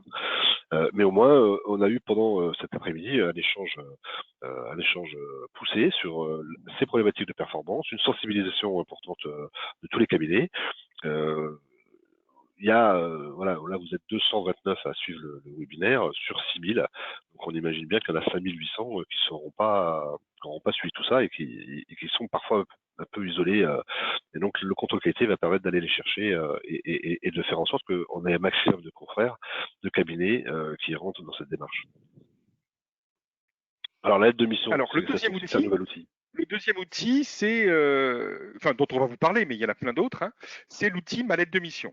Donc l'outil, c'est quoi? L'objectif, c'est tout simplement, on s'aperçoit que dans le cadre des contrôles qualité, là encore, on s'aperçoit qu'il y a pas mal de confrères, soit qui n'ont pas d'aide de mission, soit qui font des lettres de mission quand ils signent le contrat en 1996 et que depuis, on n'a rien changé, sauf que le client, entre-temps, il n'avait pas de collaborateurs, il en a 50, il n'avait pas de... Enfin voilà. Donc, ou alors on fait des lettres de mission de présentation à des BNC, sachant que la mission de présentation n'est pas applicable au BNC, etc., etc. Donc en fait, on a fait un outil à la fois pédagogique et pratique qui permet à l'expert comptable de faire des lettres de mission qui répondent aux normes de la profession, donc qui respectent les normes, qui sont, je dirais, qui facilitent l'élaboration exactement sur le même principe que le site Mon Manuel Cabinet. Autrement dit, vous allez être guidé de A à Z sur la rédaction de votre lettre de mission. Vous avez différents modules. Vous avez un module, par exemple, quand vous ouvrez, qui donc, ça vous permet de faire les émissions, également les avenants, et d'avoir une base. Vous les stockez, et comme ça, vous pouvez, par exemple, si vous avez un client qui ressemble à un client que vous avez déjà, vous faites dupliquer le modèle que vous avez créé avec le premier client. Vous avez qu'à changer quelques phrases, enfin les infos sur le client proprement dites, quelques chiffres, et votre lettre de mission est automatiquement régénérée, mais elle est à jour, et puis ça vous permet, si jamais il y a une modification des normes ou une modification de quelque chose, eh bien vous recevez une alerte qui vous prévient que le modèle a changé. Et puis, vous avez aussi un module pédagogique au début où le logiciel, si vous le souhaitez, peut vous accompagner dans le choix de la mission adaptée à votre client. Donc voilà, vous êtes accompagné. On vous pose des questions. Quelle est la nature juridique, quelle est la nature de votre mission? Est-ce que c'est comptable, fiscal, etc. En matière comptable, quel est le statut de l'entreprise? Est-ce que c'est une SARL, une SA, une association qui fait des comptes ou qu'on ne fait pas, une SCI? Est-ce que c'est un BNC? Est-ce que c'est tout ça? Parce que les missions en face de ces différentes structures juridiques ne sont pas toujours les mêmes. Et en fait, on voit pas mal de confrères qui sont un peu perdus entre les missions avec opinion ou sans opinion, etc., etc. Donc là, ça vous donne un conseil, mais vous êtes libre de le suivre ou pas de suivre. Et puis après, ça vous aide à rédiger la lettre de mission. Vous êtes vraiment accompagné pas à pas. Le logiciel, par exemple, si vous dites que vous faites le comptable et le social, ça vous préconisera de faire la production comptable, la mission de présentation pour l'opinion et une mission d'accompagnement en matière sociale. Et du coup, ça vous proposera des paragraphes tout faits dans la matière comptable, la matière présentation et la matière sociale. Et du coup, ça vous proposera le tableau de répartition des tâches en matière comptable, en matière sociale et en matière, je ne sais plus quoi, ce que je disais. Donc en fait, tout est lié. C'est des blocs, donc vous choisissez les blocs qui vous intéressent, et puis ça s'empile, ça s'emboîte comme des Legos. Ça vous proposera aussi des conditions générales de vente, des conditions générales d'exercice avec le client, que vous pouvez personnaliser. Évidemment, tout est personnalisable, mais si vous n'avez pas envie de personnaliser, vous avez, je dirais, la formule express qui vous permet de faire quelque chose d'assez rapide. Voilà. Alors, on a une petite question là, Patrick, qui me dit bonjour Laurent, une petite précision sur le contrôle qualité qui porte principalement sur nos procédures, le respect des normes et surtout le lab, enfin la lab, et non sur l'aide à la performance. Eh bien, mon cher Patrick, c'est parce que tu n'as pas relu Il y a un point d'interrogation ou pas? Alors, je ne sais pas si c'est une question ou une précision. Ou une information. Parce que on va répéter le précision. Mais, mon cher Patrick, il faut que tu relises l'article 401 du règlement intérieur de l'Ordre des experts comptables qui est en vigueur. Donc, tu vas dans Google, tu tapes article 401 règlement intérieur Ordre des experts comptables et tu vas voir toute la réglementation qui vise le contrôle qualité. Et qu'est-ce qu'il nous dit cet article 401? Il dit, d'abord, il rappelle, l'article 400 avant, il y a une sorte de petit préambule, rappelle que le contrôle qualité a été mis en place par l'institution de manière volontaire en 1983. Parce que il n'y a pas, même lorsqu'on est adhérent des normes internationales de l'IFAC, l'obligation d'avoir un contrôle qualité pour les experts comptables. On n'est pas en train de parler de missions d'audit légal qui sont nécessairement, qui doivent nécessairement faire l'objet d'un contrôle qualité. On ne parle pas du contrôle qualité de la compagnie des commissaires de compte, on parle bien du contrôle qualité des experts comptables. Pour les experts comptables, il n'y a aucune obligation. Et c'est une démarche volontaire de la profession d'avoir mis en place ce contrôle qualité. Une fois que ce contrôle qualité est mis en place, l'article 401 définit les objectifs du contrôle qualité. Et les objectifs du contrôle qualité, il y en a 5. Il y en a un, effectivement, le quatrième, c'est s'assurer que le confrère respecte les normes et la réglementation. Pas la réglementation en matière fiscale, sociale et juridique. Jamais un contrôleur va aller vérifier. Alors, il il y a aujourd'hui certains qui pensent que c'est ce que devrait faire le contrôle qualité, mais à Paris, on ne pense pas que ce soit une bonne idée. Donc aujourd'hui, le respect des normes et de la réglementation, c'est qu'on vérifie que le code de déontologie est respecté, c'est-à-dire que vous avez des lettres de mission, que vous avez bien respecté les procédures de la lab. Donc effectivement, c'est aujourd'hui les contrôleurs qualité qui s'occupent de ça. Et donc il y a un volet qui est un volet réglementaire. Et ce volet réglementaire, il se fait en une demi-journée. Mais il y a 4 autres objectifs.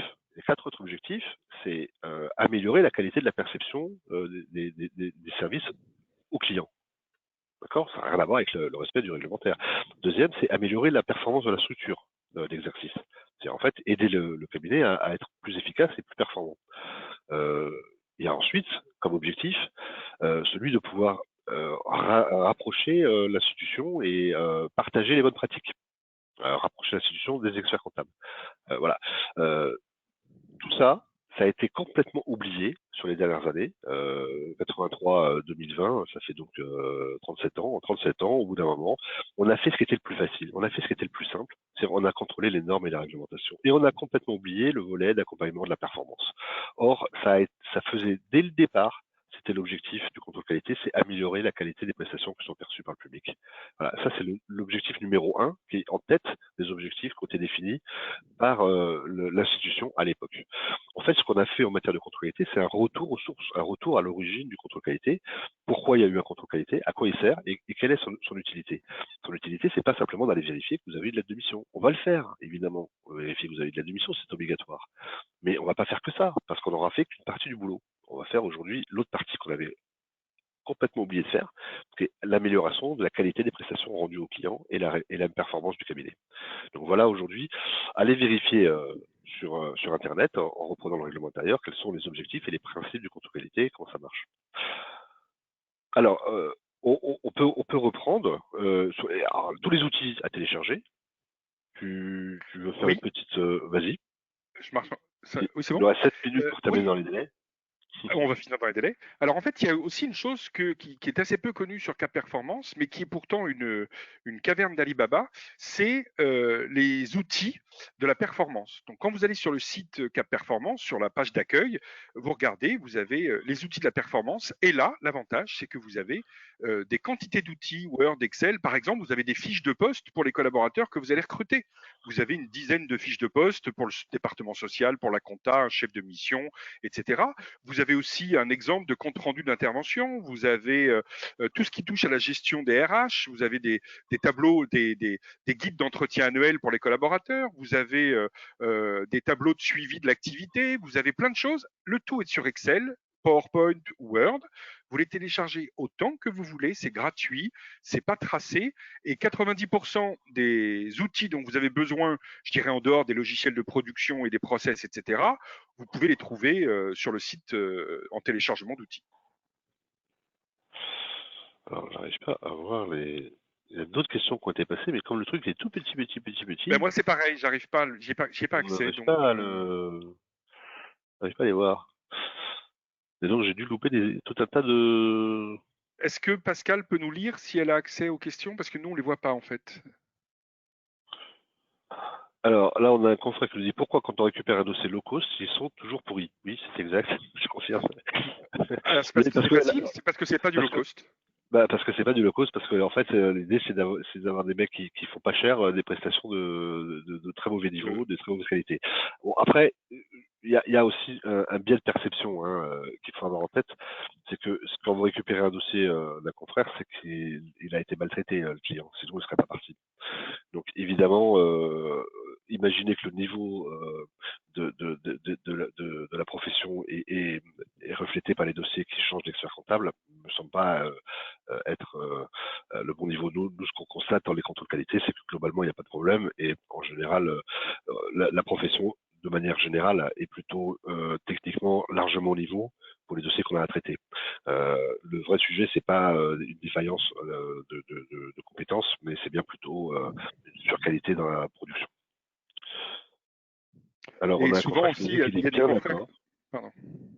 Pardon, il y a un confrère qui dit je suis bien d'accord et c'est pour ça que j'ai quitté mon précédent cabinet. Bravo. Je sais pas Voilà, alors hop, après j'en ai un. La règle des 3%, c'est de confiser tout le pays car 3% ne respecte pas les charges barrières. Bah oui, effectivement, on est exactement d'accord, mais on a le même phénomène. Alors là, j'espère que c'est pas 3%, c'est 0,00003%, mais allez, quand vous prenez l'avion, tout le monde est emmerdé pour combien de mecs qui sont capables voilà. Donc on emmerde tout le monde pour. Alors, Cap Performance n'est pas un site de l'ordre. Il faut aller sur http://capsurlaperformance.fr. Oui, c'est ça. Oui. Mais si Non, c'est un mais on site dit de Cap l'ordre. Performance. Non, c'est pas ça. C'est que le site Cap Performance a été existait Ah, déjà.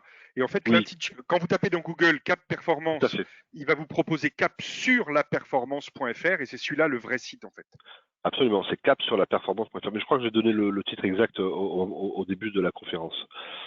Mais effectivement, c'est bien de rappeler que c'est cap sur la performance et pas cap performance. Alors, bonjour, merci Laurent pour la qualité de ton intervention. Merci, c'est très gentil. Voilà. Une petite précision sur le contrôle qualité, celle-là, je l'ai lu, c'est celle de Patrick. On a droit à une ligne. Bonjour, je trouve l'utilisation de ma lettre de mission très très compliquée. Alors oui, on m'a effectivement fait cette remarque. C'est vrai que c'est un peu lourd quand tu dois en faire plusieurs d'affilée.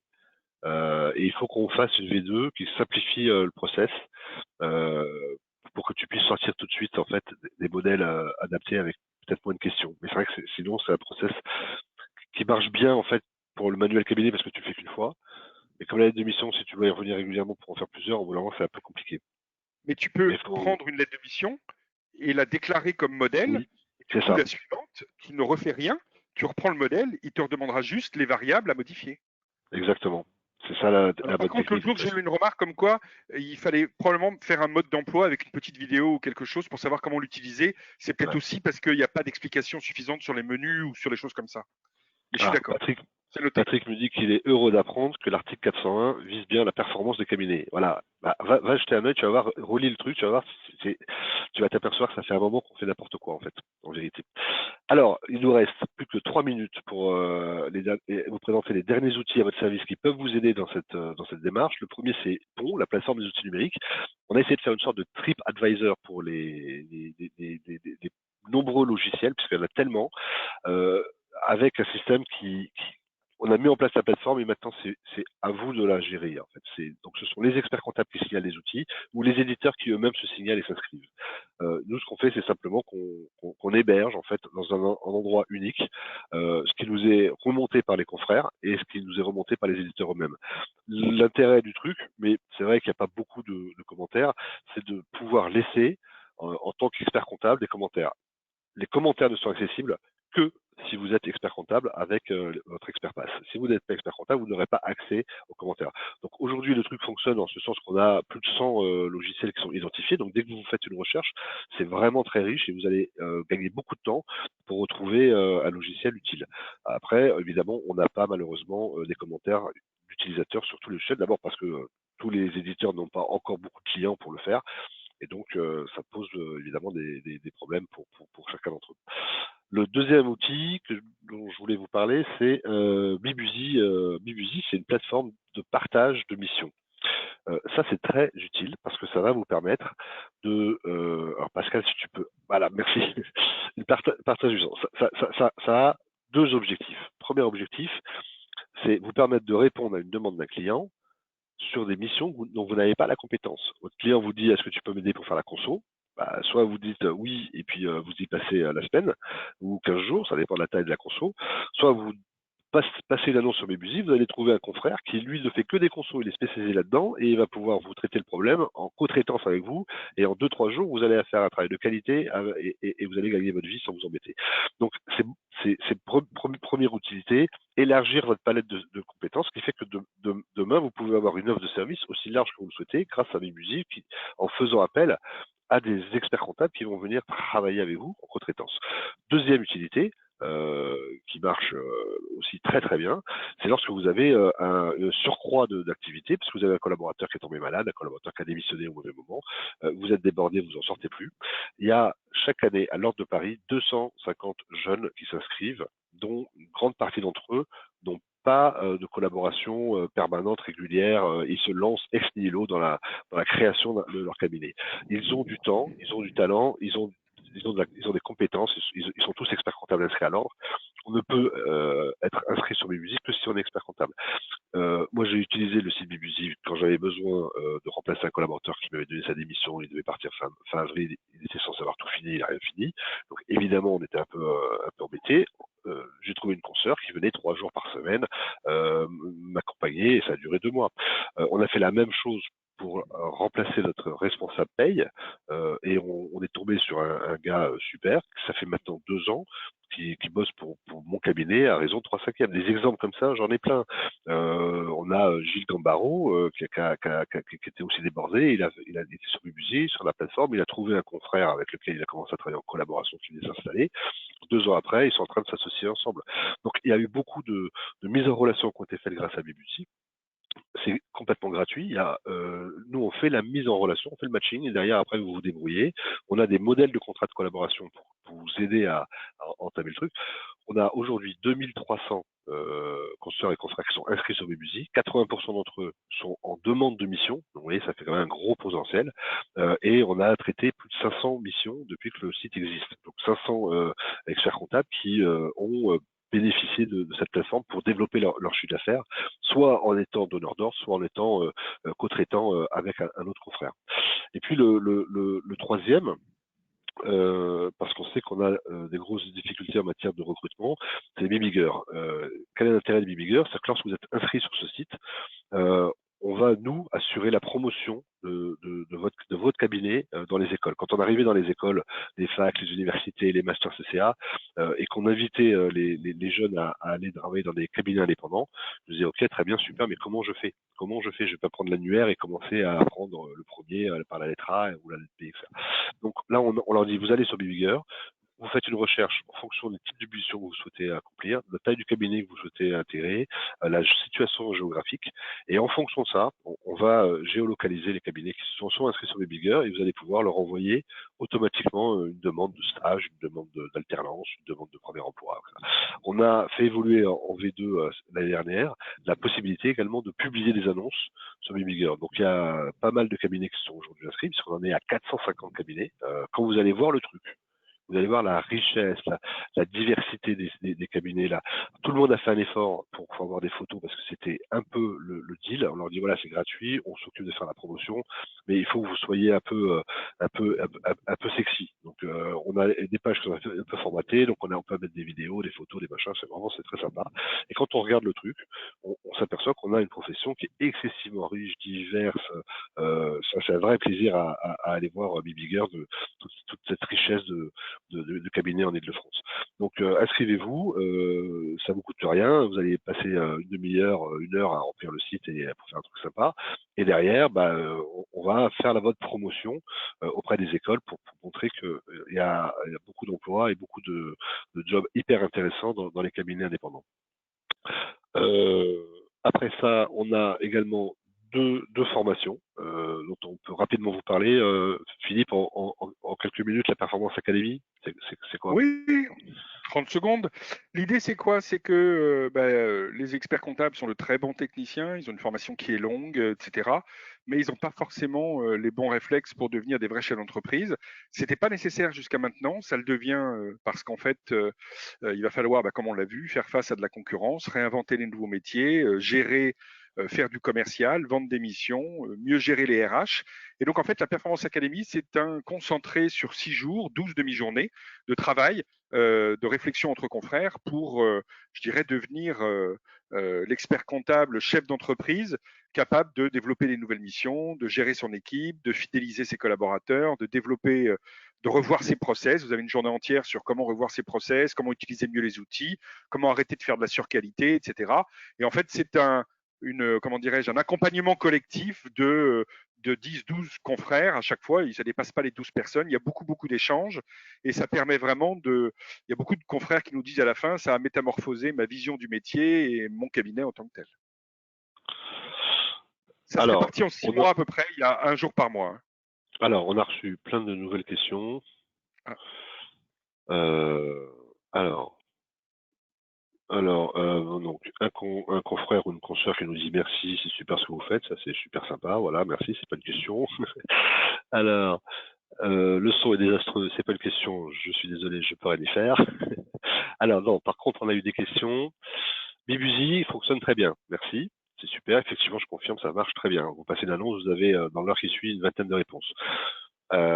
Après, est-ce que je suis la seule à trouver qu'il est très compliqué de retrouver un article sur la base coronavirus de l'ordre? Quel dommage, car la base est riche et de qualité, mais alors pour trouver l'info, est-ce qu'il y a un truc ou astuce? En fait, je connais pas cette base, parce que c'est opéré par le Conseil supérieur. Nous, ce qu'on a fait au niveau de l'ordre de Paris, c'est un site internet qui s'appelle Appel un expert, A de P E 2 L E, un expert tout accroché.fr, appelunexpert.fr. Mais l'idée, c'était de faire ça à destination des entreprises qui n'avaient pas d'experts comptables, qui étaient un peu perdus. Mais beaucoup d'utilisateurs sont en fait des experts comptables. On essaye de recenser tous les dispositifs qui existent et de les mettre à disposition de tout le monde. Après, qu'est-ce que j'ai comme question? Si, alors il y a une question qui est je trouve la leçon de balade. Voilà, ça on a vu.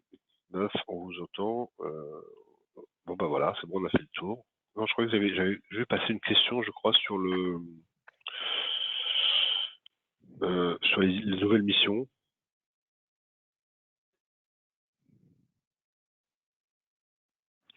Non, bah voilà, on a fait le tour. Ouais, bon alors dernière formation et après on arrête parce on a déjà dépassé l'heure. C'est évidemment une fois que vous avez fait la performance académie avec une équipe de 12 personnes, on a des retours sur cette formation qui sont absolument incroyables. Hein. Je connais personne qui nous dit j'ai perdu mon temps. C'est un brainstorming pendant ces 6 jours, ces 12 demi-journées. Vous allez échanger, vous allez travailler, vous allez partager. La plupart d'entre eux restent ensuite en contact avec des groupes WhatsApp. C'est un vrai booster pour aller aller dans une stratégie, une démarche de changement. Mais après, il va falloir évidemment transformer aussi les collaborateurs et ça c'est compliqué. Donc il y a le travail que vous allez pouvoir faire en interne, mais on a un outil pour vous accompagner, c'est les formations écoles. Voilà, moi je sais que tous mes collaborateurs quand ils arrivent, hop, ils passent par l'école. La formation phare qu'on a, c'est de la production à l'accompagnement. Ça s'adresse à des collaborateurs qui sont opérationnels en matière de production. Ils ont 3-4 ans d'expérience, ils savent ce que c'est qu'une liasse fiscale à bilan, ils sont à peu près autonomes. Il faut passer l'étape au-dessus. L'étape au-dessus, c'est quoi? C'est dépasser la production pour aller dans l'accompagnement des clients. Et ça, il y a pas mal de notions à comprendre. C'est surtout comportemental, pas très technique. Il faut leur redonner confiance dans le fait qu'ils sont capables de comprendre des chiffres, de les analyser. Voilà, donc on les rassure, on leur donne les bases techniques nécessaires quand il y en a besoin et on les met en état de bien comprendre les enjeux, pourquoi c'est important pour eux de pouvoir faire ça. La plupart des collaborateurs qui sortent de là se disent heureusement que j'ai fait ça parce que j'ai compris que mon métier était en train de changer et que si j'étais resté à faire de la production, peut-être que j'aurais plus de travail dans 5 ans ou dans 10 ans. Donc c'est absolument indispensable pour les collabs. Moi, je vous invite à le faire sur la base du volontariat, les premiers. Est-ce que vous êtes prêts à y aller, voilà, etc. On a formé quoi, 150, 200, 250 collabs, je crois, depuis le début. 150, je pense, à peu près. Ouais. Et donc ça marche plutôt bien et les taux de satisfaction des collaborateurs sont excellents. Donc voilà, c'est pour vous accompagner dans ce management des collabs qui est compliqué et qui à mon sens est l'épreuve la plus difficile en fait à surmonter dans cette problématique du changement. Eh bien, merci à tous de votre attention. Je pense que j'ai loupé aucune question. Vous étiez près de 230 à suivre ce webinaire et j'en suis absolument ravi. Parce qu'en général, on fait de super bons scores, mais uniquement sur les sujets techniques. Là, pour une fois qu'on abordait un sujet qui est indispensable, passionnant et essentiel, 230, c'est un très bon score. On est très satisfait avec Philippe. Merci à tous. Merci, au revoir. Au revoir.